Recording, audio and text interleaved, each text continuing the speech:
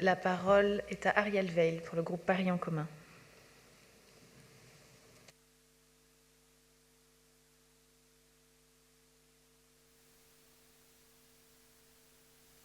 Merci.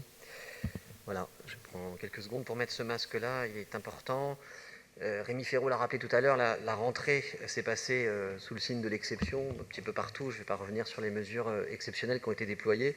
Mais pour nous, à Paris Centre, c'est une triple exception que nous avons connue. D'abord, la première rentrée de Paris Centre, il faut le dire, puisque ce secteur n'existait pas. Et dans le contexte que l'on sait, elle s'est bien passée. Nous avons de très beaux projets, celui en particulier de construire des cantines, des cuisines un peu partout. Et nous sommes allés avec Audrey Pulvar l'autre jour voir une des meilleures cuisines qui fonctionne comme un modèle en la matière. Nous avons aussi évidemment l'école Toumo qui servira elle de modèle pour l'Académie du climat. Donc je me félicite qu'elle voit le jour très prochainement aussi à Paris Centre.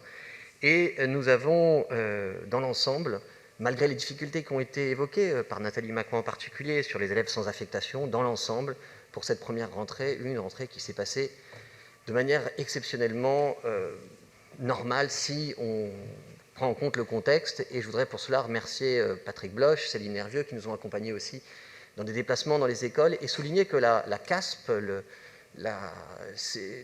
centre, enfin, la déclinaison de la DASCO au plan territorial, à ce titre-là, est exemplaire. D'abord, elle est exemplaire parce qu'elle mêle deux directions au niveau local, et aussi parce qu'elle était déjà regroupée. Elle regroupait déjà les 4 arrondissements, et je pense que c'est un modèle. Il est important d'avoir des circonscriptions territoriales, des services qui correspondent au territoire politique, et en ce sens, elle servira, à mon sens, de modèle pour la réforme territoriale voulue par la maire de Paris. La deuxième exception concerne un programme particulier qui a été évoqué par la maire de Paris et par d'autres orateurs, c'est le programme d'éducation pour les jeunes sourds, PEJS, qui nous avons la chance d'avoir ce programme spécial dans une école de Paris Centre, celle de la rue de Turenne. Et malheureusement, la rentrée s'est effectivement effectuée dans des circonstances un peu difficiles, avec des remplacements d'enseignants et surtout l'absence de pérennité d'un enseignant en langue des signes française qui nous a mobilisés avec Jacques Galvani. Nous sommes rendus sur place, nous avons évidemment relayé l'émotion légitime des parents. Et je remercie l'Éducation nationale qui a dépêché depuis le rectorat, depuis le plus haut niveau, des personnels sur place, et qui a trouvé une solution qui n'est pas pérenne, mais qui permet de tenir. Nous souhaitons, et je voudrais le dire à cette tribune-là, et c'est aussi pour ça que j'ai revêtu ce masque, pour que mes lèvres puissent être visibles. Et je remercie d'ailleurs la maire de Paris, le Conseil de Paris, d'avoir mis en place ces masques qui sont très importants. Il y a des gens qui nous écoutent, mais qui ont besoin de nous lire. Et donc, j'ai revêtu ce masque, il est crucial. Nous aurons à cœur, avec Jacques Galvani, avec d'autres, de veiller à ce que ce programme pour les jeunes sourds puisse fonctionner dans des circonstances normales.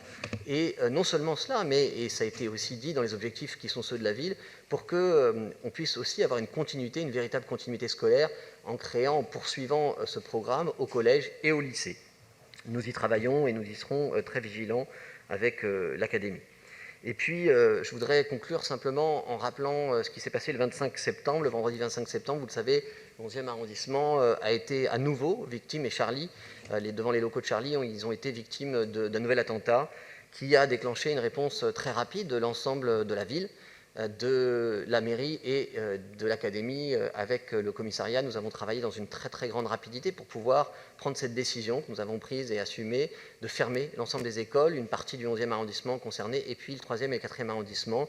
Et je voudrais simplement d'abord remercier l'ensemble des personnels et dire que voilà, nous vivons désormais dans cet environnement-là. Il faut que nous y soyons préparés, et nous y sommes, je crois, préparés. En tout cas, il faudra continuer à le faire, et je voudrais saluer évidemment les victimes et remercier l'ensemble de l'académie et surtout des services de la ville qui ont pu nous permettre d'agir aussi vite. Je vous remercie.